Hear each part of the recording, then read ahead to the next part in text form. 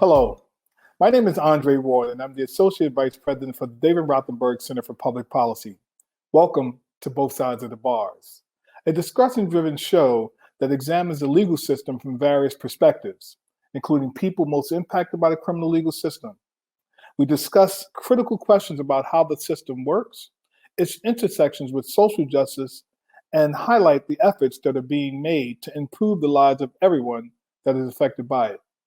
We ask you, the listener, or the viewer rather, to join Both Sides of the Bars and to share your comments on Twitter at The Fortune Society or at The Fortune S-O-C. We look forward to hearing from you.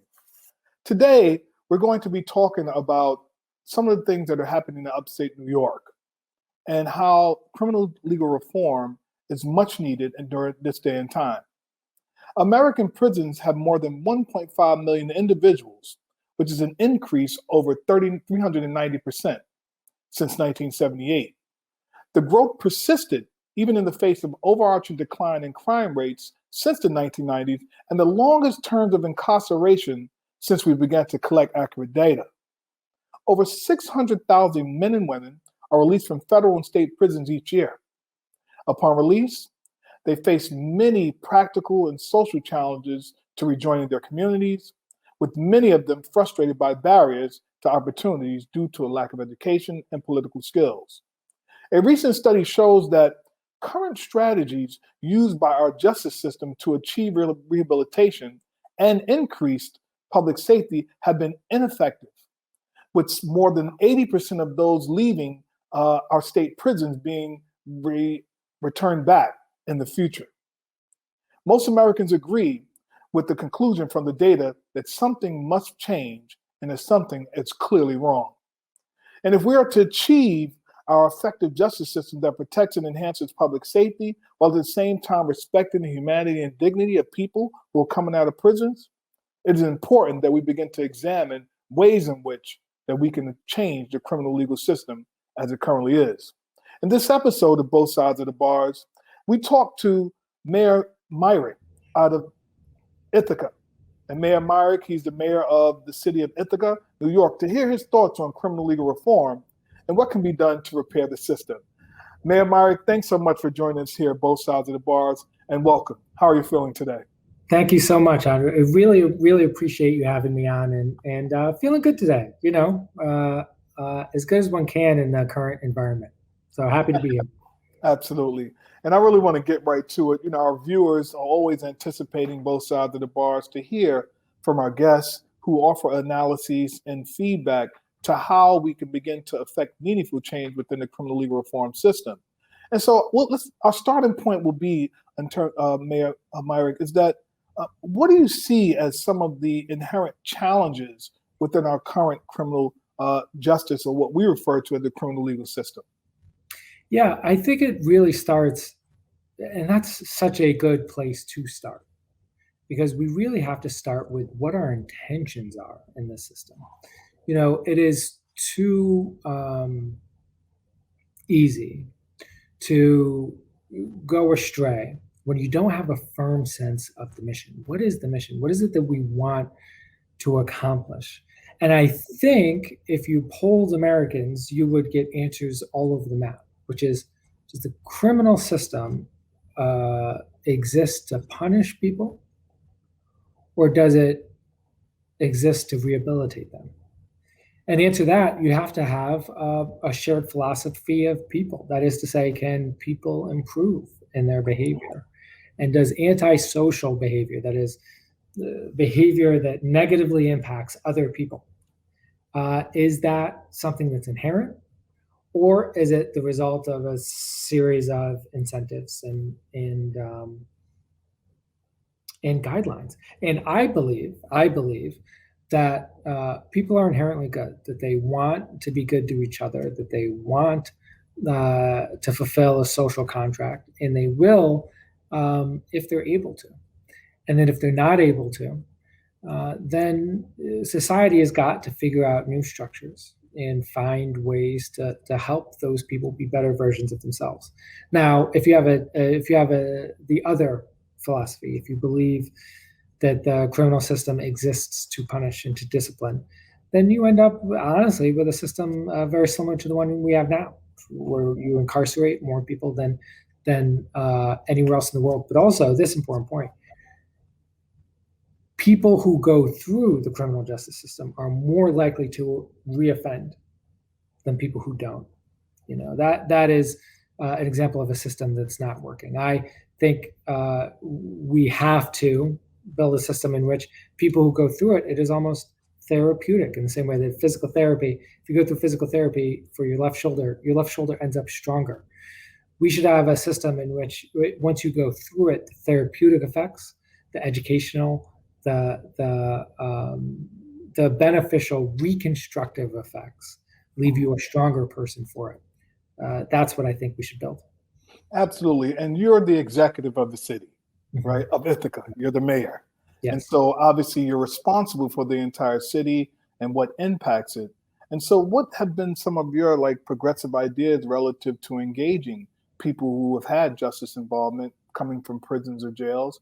To your point, Mayor, you've mentioned that, some on one side, right, there's this idea of punishment, right? Then there's some belief that there's maybe some genetic basis to people's criminality. And then there's the other side that you're talking about, right? The idea that the environment, right, systems have impacted people in such a way that people are engaged in behaviors that harm others. And this is not to trivialize or minimize the impact that harm has on people when people do a crime and commit a crime in some way, but there are oftentimes environmental factors that shapes people's perception to survive, that causes a desensitivity toward human life. So I talked about some of the ways that you're thinking about engaging Ithaca around punishment and people getting access to supports and other kind of things that will help them live a life of contribution. Sure. Yeah. And there's a lot of different ways to think about the work we've done.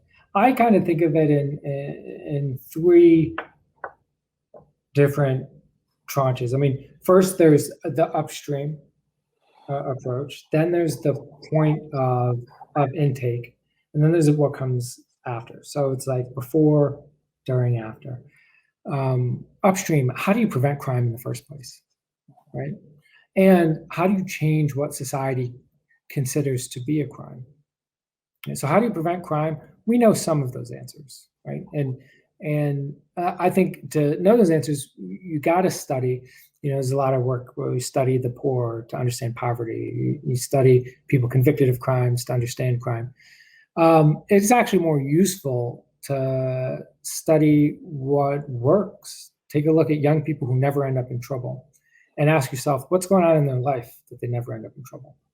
And often what you find is stability in the home, right? So young people that are not being forced to move around a lot year to year. We moved around a lot as a young person. We didn't have a lot of money. I was actually in and out of homelessness for the first 8 years of my life.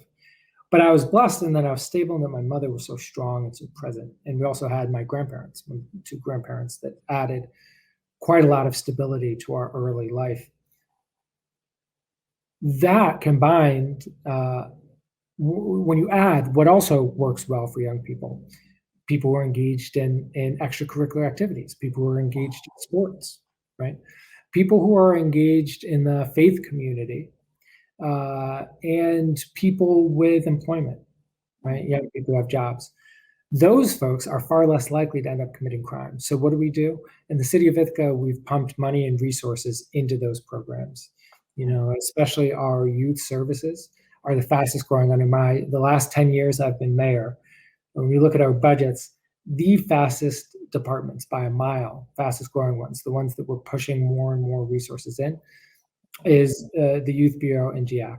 As a result, those are the youth services. As a result, our crime rate was decreasing when our unemployment rate was decreasing. Now, what happened last year in 2020? Unemployment rate skyrocketed. Guess what happened? Crime went up. So there's a nexus between employment and the reduction in crime and unemployment and an increase in crime. Is that correct, Mayor? That's exactly right. Economic security provides a base, and there's a lot of reasons why you can imagine that. I mean, the most simplest is if you have income, then you don't need to rob or steal or deal drugs for income, right? That's like an easy way to think about it. But there's something else too that happens, which is employment, particularly meaningful employment, helps people feel better about themselves. When you feel better about yourself, you're less likely to get into an altercation, to do something reckless, to self-harm, to drink too much, to use drugs, to drink and drive. So all of those kind of crimes go down too when you have full employment. You also have just the thing that says, I got to work tomorrow. I got to work tomorrow. Shift starts at 8. I'm going to go to bed tonight before, as my mother always said, nothing good happens out there after 11 o'clock. So if you got to get up and go to work, you're less likely to get in trouble. So we focus a lot upstream. Then there's the point of arrest itself. And this is where really too, you have to adjust. What does it mean for something to be a crime in a society? What is illegal and what's not illegal? And, when you look at marijuana, for example, it is quite obvious that it is no more harmful than Chardonnay being legal, marijuana being illegal. It was all about who you're trying to criminalize for what. So decriminalizing, in effect, making marijuana our lowest level enforcement priority here in Ithaca was a very important thing that we did way back in 2012. Right? So marijuana is still technically illegal in New York State, but for our department, it's just the lowest level priority. We don't make arrests for it. We rarely even ticket for it anymore. And New Jersey has taken a step forward, obviously, in the legalization process. And it seems as though New York may be following suit to legalize it for recreational use and for adult use, with obviously restrictions and some parameters there.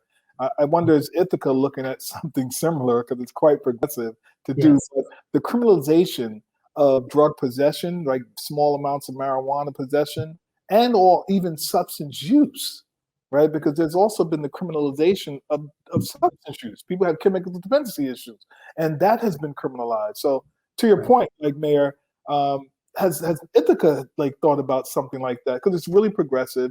And do you know of other neighboring state mayors or neighboring city mayors have a similar thought at some point? Because it seems as though that's where things are moving slowly but progressively. Yes, for sure. We would like to very much go further, faster. We're pushing the state. So fully decriminalizing is something that only the state government can do. But we've been lobbying for that since 2012 and since 2016 when we released what's known as the Ithaca Plan, which was our removal, frankly, of the war on drugs mentality, and instead an approach to drug use which places it in the public health frame, right? If this is a health problem, then how do we attack it with a public health solution? And this last year has been like a crash course in what are public health solutions. We now know about contact tracing and paying people to stay home and doing all sorts of things that seemed unlikely. Harm reduction, right? What is harm reduction? It's wearing a mask when you go out in public. You might be exposed when you go in public, but if you wear a mask, you're less likely to be exposed. There are similar public health approaches to drug policy, and we like to pursue them all the way up to and including supervised injection facilities, right? Places where people who use drugs intravenously, instead of using on the street, in alleys and on sidewalks, could come indoors, where they can inject. There could be a nurse or other healthcare professional there to prevent overdoses, but also to help begin the intake process for people who are considering recovery and want to get clean and want to get healthy.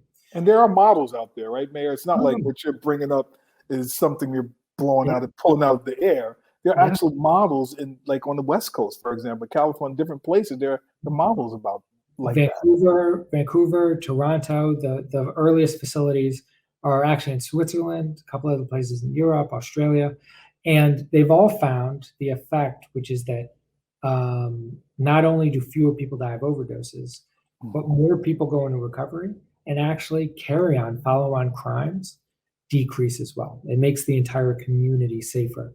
Now, why has it been so hard for us to adapt this in America? I think it goes back to what we talked about at the beginning. For us, we view the criminal justice system as a form to punish certain people. If somebody's using drugs, we need to punish them. The idea being, I think, that if you punish them, they'll stop doing it, and that it's the fear of punishment that motivates people primarily. I think in European nations, they have a different view, which is that if people are doing behavior that is bad for them and bad for the community, they need help in stopping that behavior. And then they don't need to just be punished out of it. That's why it's been successful in other places, and I think could be more successful here. And then, so after the intake, you got to have court systems that help rehabilitate. And we've had diversion programs that have had great success here in Ithaca for many, many years. Just last year, we created our first mental health court. So an actual court completely built and designed for folks that are experiencing mental health problems, and that those mental health problems were the reason for their arrest. We are building a court where the sentences, instead of being punishments, are treatments surrounding their healthcare that can help them get better and improve. So that those three layers, from upstream, building a better economy that includes more people, to the point of intake, to what happens after, are all ways we're focusing here in Ithaca on improving our system. It's interesting you raised that, because there are some who elevate the idea that our drug treatment courts, much maybe in the way of mental health courts, aren't as effective as they think they should be, right? That's what some purport. And how do you respond to that? Because this idea of sanctions being put in place, right, and graduated sanctions to hold people accountable to their adhering to their treatment engagement is almost akin to this punishment paradigm again, right? Mm-hmm. So how, and it's tricky, I understand. What are your thoughts on that, Mayor? Because that's an argument that people raise, right? Yeah, no, and they're not wrong. I mean, it's better than nothing, but it's not the best we could do, if that makes sense. And that's not a great bumper sticker, right? If you're running for office, better than nothing, but not the best we could do.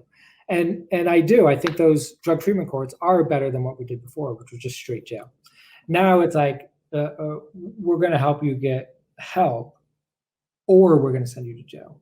I think what you find is that when people have access to help and they choose it of their own volition, they are more likely to be successful in their recovery and in their ongoing recovery. And that's what we need. That's the systems that we need to build in America. We can also go upstream from the drug treatment courts, because the treatment courts themselves are fine, but it takes a lot of time. The person still gets arrested. It goes on their record. They get their picture in the paper, their name printed in the paper, spend a couple nights in jail. Right. It can ruin you can cost you your job. It can cost you your relationship. It can break relations between family.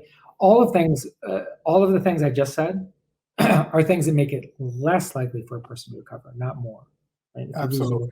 You lose your relationships and your job, especially if you're using hard drugs, it can push you deeper into your dependency. So moving even further upstream, what we're now doing in Ithaca is law enforcement assisted diversion, pioneered out in Seattle. Our LEAD program, the intention is right at the point of arrest, pre-booking and those couple nights in jail and the time before the judge, right at the point of arrest, you can the officers can divert folks into treatment or other options. And we think that's an improvement even on the drug treatment courts. Sure, Mayor. And, when we think about the drug treatment courts, et cetera, one of the things that's been raised too by advocates is that, people have real traumatic experiences sometimes by going before a bunch of people sometime in a courtroom to talk about their addiction history, right? Or how they're doing in a drug treatment program, which obviously exposes people's privacy in a way that forces people to not even want to sometimes engage that, right? I come before a judge, I have a substance use issue, or I'm in a treatment program. There are people in the courtroom for other things, right? And yet they're talking about, so how are you doing with your heroin addiction while you're inside of the treatment? So that's something to consider and has been lifted up, Mayor. What are your brief thoughts on that? Because I want to transition to a really important thing that's happening in New York State and nationally, and the concern that advocates have about people that's incarcerated in big police? Yeah, sure. Well, I think it gets down to what is our philosophy of change? What is our theory of change? Why do people change their behavior? And do they change their behavior because of fear and fear of punishment? And shame. Is there a limit? Yeah, is there a limit to what that fear and what that punishment and what that shame can do? And I think there is a limit to what fear and punishment and shame can do before, when you're over pressing those levers. And there's no doubt. The fear of being called in the principal's office works for a lot of people. The fear of getting arrested works for a lot of people. Somebody's been arrested 12 times.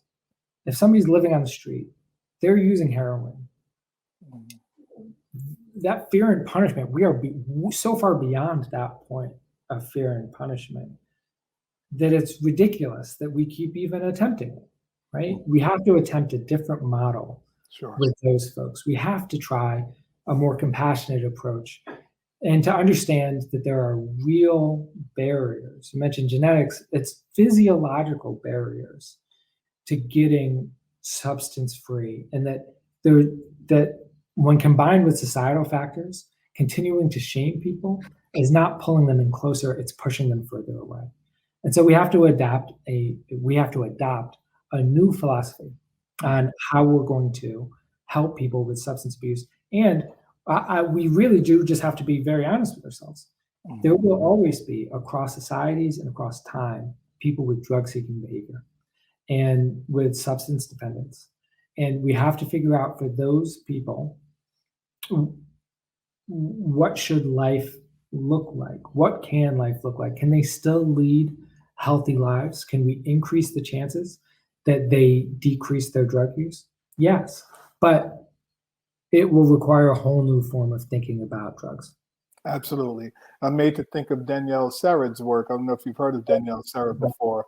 She's written a book called Until We Reckon, and offers analysis on the drivers of violence and different ways we can engage accountability instead of punishment. But her name is Danielle Sered. She has a book out called Until We Reckon. So in our closing minutes, Mayor, and thank you for this conversation, one of the major pressing things that a lot of advocates in the criminal legal reform world are amplifying is this idea of people in prison while COVID-19 is occurring, right? Or current COVID-19 is in existence, and the releasing of people. And I'm sure this is happening nationally, right? What are people incarcerated? What are they doing with people incarcerated relative to addressing COVID-19 with proper PPEs, access to the vaccination beyond just the 65-year-old or vulnerable population? Talk a little bit about that in your closing remarks, please. Sure. It's more revealing of the state of our prison system than it is anything else, that when a health crisis hits, the only sensible response is to release people from those prisons, right? If think about this, if somebody is in your custody, think about this as a person, as a family. If somebody is in your custody, they are your ward. You are to be taking care of them.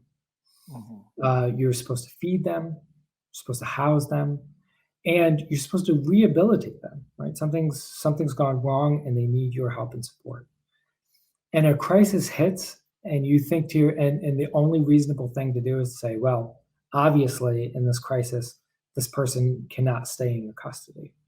You gotta ask yourself, why is that? Is it because in the first place, our prisons were never healthy places? Or is it because our prisoners are dehumanized, removed from their dignity, removed from their health and their safety?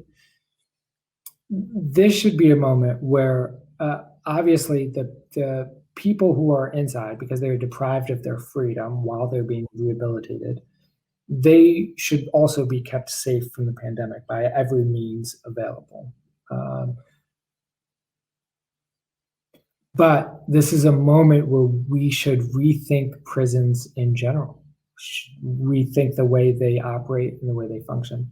And I should also say, not to put all the weight just on the prison system alone, this revealed so many cracks in our government in general. The very fact that, a year ago this time, we were hand sewing masks and distributing them to neighbors. We were all guessing at the best health guidance. We're getting conflicting signals from our local officials versus our federal officials. The fact that Black people died at disproportionate rates from this pandemic. The fact that right now vaccine distribution is being done haltingly and is difficult for people to get hands. That's a result of the same failure of imagination, our failure to recognize that we are all in this together. That what happens to you matters to me. And that is not separate from our failures in the criminal justice system. That's all part and parcel. When we think of crime, we think that it's a bad person, they need to be separated from us, and it has nothing to do with us. Well, community successes are community successes. We built a system in which LeBron James could become a millionaire playing basketball. We built a system in which Bill Gates could become a billionaire through computers. We did that together. And that is a community success, and we should get to enjoy those computers, and we should get to enjoy that basketball watching. But when people fail, that's a community failure too. Absolutely. And we all need to look inward and see how we can build a better system. Mayor Myrick of the city of Ithaca in New York, we thank you so much for joining us here at Both Sides of the Bars, and we certainly look forward to hearing from you again. How can people get in contact with you if you'd like for folk to contact you? Sure, yeah. I'm at Savante Myrick, SVANTE MYRICK. Or you can just yell at me on the street. That's what most people do. Okay. Mayor Myrick, again, thank you so much for joining Both Sides of the Bars, and we hope to hear from you soon. Thanks, sir. Appreciate it. And so you, the viewer, have been listening to Both Sides of the Bars and viewing this show with Mayor Myrick out of Ithaca. We thank you for joining today's episode of Both Sides of the Bars. And we ask you, the viewer, to continue to view Both Sides of the Bars and share it with others. You can also view this show on the website of the Fortune Society by Googling www.fortunesociety.org. And you can begin to view this segment as well as all of the other segments. We're also on YouTube and other places. So as always, thank you for joining Both Sides of the Bars, and we look forward to seeing you in our next episode.